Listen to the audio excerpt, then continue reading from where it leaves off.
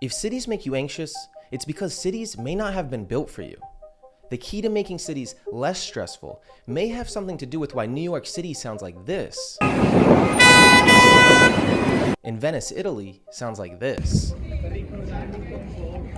I'm Dominic, I'm a city planner, and even I can admit that cities can be noisy, dirty, perceived as dangerous, and feel cold. But cities also provide better access to high-paying jobs, healthcare, social and entertainment activities, and elite educational institutions. Some people love city life, while others hate it.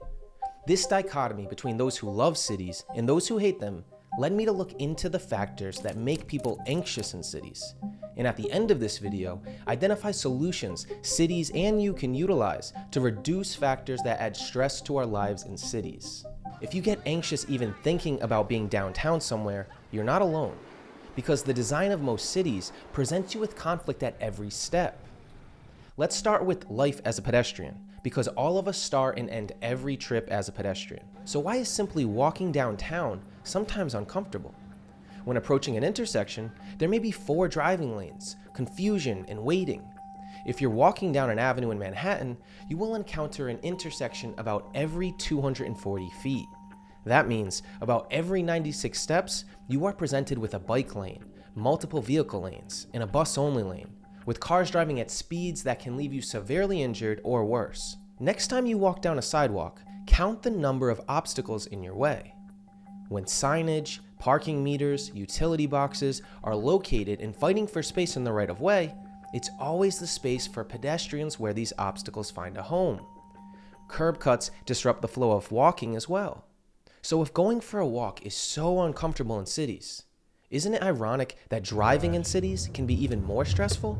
It's ironic because many cities have optimized their downtowns for driving, yet driving can generate even more stress. This is because most US cities were built out before cars were invented.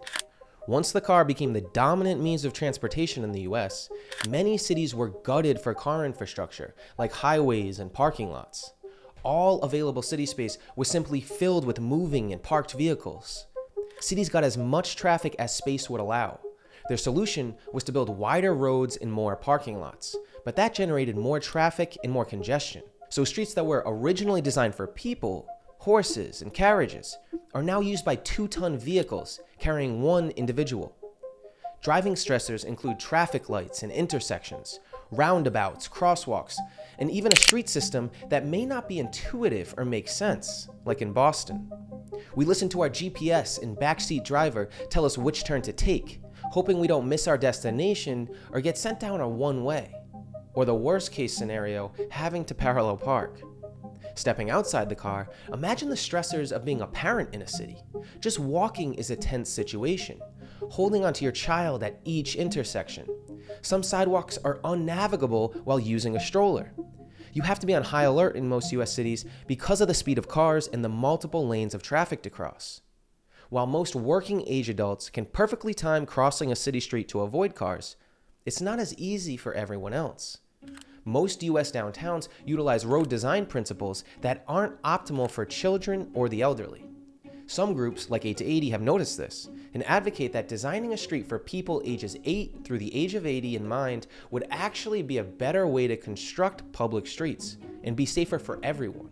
After all, we were all a child at one point and will hopefully become a senior one day, so why do we design and build streets that are only safely navigable during our most able-bodied years, instead of for each phase of our life and for those with mobility issues? No wonder so many people at the younger and older spectrum of ages in our society are homebound, isolated, and dependent on others. Seniors living at home both in cities and in suburbs require a car to get anywhere. Same with children. If children can't walk to a friend's house, playground, or school, they are dependent on their parents until they reach the driving age of 16, which may take them longer to become independent and build confidence and find a sense of meaning. So urban design and the ability to safely walk or bike places renders our youngest and oldest populations utterly dependent on others. The architecture of the city may also be weighing on those who are stressed by cities. Close your eyes for a second and imagine your favorite place or favorite neighborhood in your favorite city. What are the characteristics of this place? Is it a park? Is it a tree-lined street with your favorite shops? Is it a restaurant?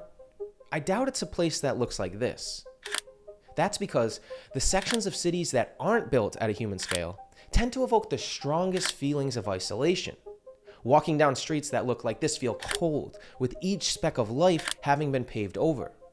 In the 1950s, when researcher Kevin Lynch from MIT asked Bostonians to describe the city and draw a map of Boston, its neighborhoods, its places of significance, he found that there were significant gaps in the city that people never mapped. These unmapped areas were spaces in the city that had no identity and were sort of in-between space. The edge of the city that Bostonians drew wasn't its actual legal boundaries of the city, but highways that blocked people from getting to different neighborhoods. What this research revealed was that the built environment of some main roads and highways served as mental and physical walls of the city, and that the built environment shapes how we think and feel about certain neighborhoods. As a nod to this understanding of cities, I created Plan for People t-shirts that you can buy in my YouTube shop below. If there's a color that you would like these t-shirts in that you don't see, just comment the color below and I will add it to the shop. One of the physical stressors in cities is noise pollution. It's a form of white noise for some and an annoyance for others. Research shows that noise results in negative health outcomes. And highways, which frequently run through cities, are some of the biggest generators of noise pollution.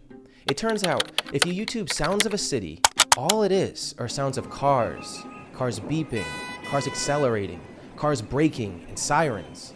The sound of the city is now just the sound of traffic.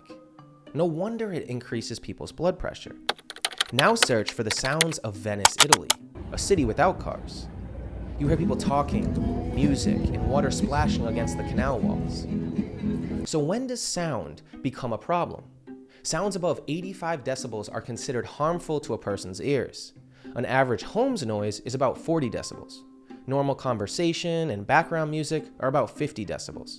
Heavy traffic, which is synonymous with cities, hits that dangerous sound level, with subway noise exceeding 85 decibels and sirens that are 100 feet away are double the level considered harmful. So if research shows that noise pollution not only drives hearing loss, tinnitus, and hypersensitivity to sound, but can also cause or exacerbate other negative health outcomes, it's no wonder some people hate cities which have higher amounts of noise pollution. Maybe some stress in cities is the natural reaction to being on high alert due to the risk of crime when downtown. But are cities actually less safe? In Jonathan Haidt's recent book, The Anxious Generation, he notes the rise of 24/7 news channels and the term stranger danger began climbing in the 1980s. This is evidenced in Google's Ngram viewer, which shows how often terms have appeared in books over time. These factors resulted in adults' perception of the world outside their homes as dangerous, while in reality, crime rates have decreased over time. Recency bias gives greater importance to the most recent event, which is a news story highlighting a crime in the closest city to you. Meanwhile, you are statistically less likely to be a victim of that crime than ever before. So while traffic, noise, architecture, and the potential for crime may increase people's anxiety towards cities, they aren't all doom and gloom. The solution to reducing these stressors are found in the characteristics of the places, streets, and neighborhoods you love. If a city isn't designed for people, you are constantly swimming against the current, and that weighs on you. So how can cities reduce these known characteristics proven to increase anxiety? I don't think being around high-paying jobs, friends, restaurants, bars and nightlife, theater and music, or in close proximity to parks or inspirational architecture gives people anxiety in cities. It seems to be poor urban design that's generating the most problems. City buildings influence human behavior and the ways in which cities operate, from the Roman Empire to a medieval town to Paris in the 19th century. A good measuring stick to assess cities is to ask these questions. Is the city inviting you to stay? To sit down? To spend time there? Or is it simply a place to get in and out of? Enter, get what you want, and leave to the suburb. The first solution I present is better street design. About 36% of Manhattan is dedicated to streets, so making these right-of-ways in cities safer and more accessible for each age and mode of transportation will make more people safe and feel more comfortable. The second is better transportation networks. The ability for someone to know they will be able to maneuver quickly and efficiently in a city reduces their stress about how to utilize public transportation networks. Some people may be intimidated by how to use a bus system or a subway system, so making these networks fast, efficient, and safe will make people less nervous about how they are going to get to their destination. The third is better public space design. The liveliness of the city corresponds to how much time people spend there, not by how many people go there. Better public space design includes all facets of public space, from street trees to signage, not just parks. You can tell that the size and scale of buildings and signage matter because the developers of large commercial malls that are outposts in suburbs recognize the psychology of the importance of human scale, detail, and appropriately sized stores and signage. Malls and resorts replicate the traditional Main Street that was built at a human scale, where people can window shop and read signage and interact with people as they walk.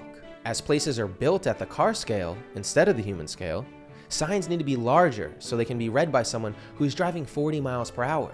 The store will also need to be bigger too. That's why streets designed for the car look like this, and streets designed for pedestrians look like this. It's not a coincidence that it is uncomfortable and anxious to walk on a street like this. It's actually by design. The last strategy is to allow the natural environment to reveal itself.